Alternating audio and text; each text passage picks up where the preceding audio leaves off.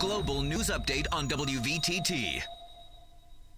Laughing at and leering at victims' families, TJ Lane, confessed killer, sentenced today to life in prison without the possibility of parole for killing 3 students in a shooting at his high school last year in Chardon, Ohio.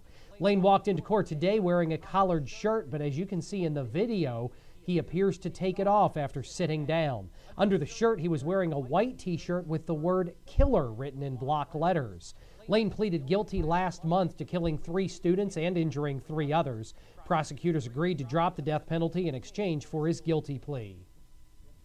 7 Marines were killed and several others wounded Monday night in an explosion at the Hawthorne Army Depot about 140 miles southeast of Reno, Nevada. The facility stores ammunition and provides high desert training facilities for military units. Depot spokesman Russ Collier tells WVTT they're still trying to piece together what happened. We had an accident, and it had nothing to do with our ammunition mission here. It was a accident that happened with the Marines that were training down here. And what I can tell you is that there was a few people that were care flighted. The cause of the accident is under investigation, according to a Marine spokesman. Senator Harry Reid, who represents Nevada in the U.S. Senate, says it's a difficult time for Marines. Marines all over the world are now focusing on the loss of their fellow Marines. They're grieving this loss. Details are emerging. We really don't know. The area has been blocked off. As I indicated, it was quite a big explosion.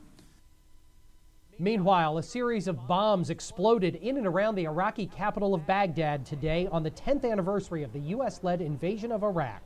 At least 48 people were killed so far. No one has claimed responsibility for the attacks. The Iraqi cabinet said afterwards it was postponing elections in 2 provinces. What could be an ominous scene today inside a hospital in Aleppo, Syria. The government accuses rebel fighters of firing at least 1 rocket loaded with chemical weapons. It says at least 25 people, including Syrian soldiers, were killed, but the rebels say the government fired it. So far, there's been no independent confirmation of just what was in that rocket. The missiles contain chemical weapons that so far caused 16 killed and more than 86 injured. Most of them are in critical conditions. All the allegations, lies spread by France, Britain, Qatar, and other countries about supporting the armed forces with non-lethal weapons and logistical supports is just for media consumption.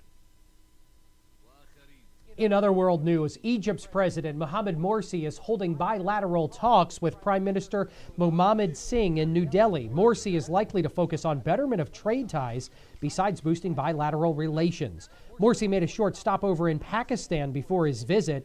Morsi became president after the 30-year rule of former strongman Hosni Mubarak came to an end in February 2011, following a series of anti-regime protests known as Arab Spring. President Mohamed Morsi was accorded a ceremonial reception at the Rashtrapati Bhavan. He then held a meeting with External Affairs Minister Salman Khurshid. Let's get a closer look at the political and financial firestorm in the tiny nation of Cyprus. Lots of controversy there. Intense backlash against a controversial European bailout plan that would levy a tax on private bank accounts to help foot the bill. And the nation most likely to feel the heat? Russia. We spoke earlier with Ivan Charkarov, a chief economist at Renaissance Capital. If we estimate only the direct cost related from the potential haircut on the deposits, the cost will be very minimal for Russia. If you add to the deposit base the outstanding loans that Russian banks have extended to Cypriot companies, albeit being of Russian origin, we're talking about a much bigger amount. We're talking about $40 billion.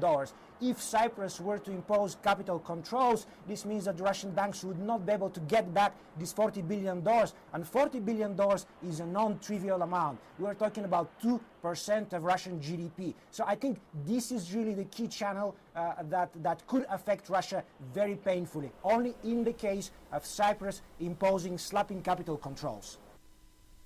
Here at WVTT, we're a television that has not caught on fire today, but down in San Antonio, Texas, WOAI not so lucky. They became the news after they caught fire in the middle of their early morning newscast. A fire alarm sounded, flames and smoke were shooting out of a second-story window.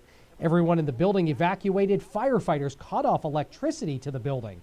In a statement, the station's general manager said the fire was contained to the second floor. No one was injured, and the cause of that fire is under investigation. His ban on large sugary sweets has gone flat, so now New York City Mayor Michael Bloomberg is turning to another health issue, smoking. Bloomberg wants to make it illegal to display tobacco products in most retail establishments. His honor says such displays send the wrong message, especially to young people, and they suggest that smoking is a normal activity.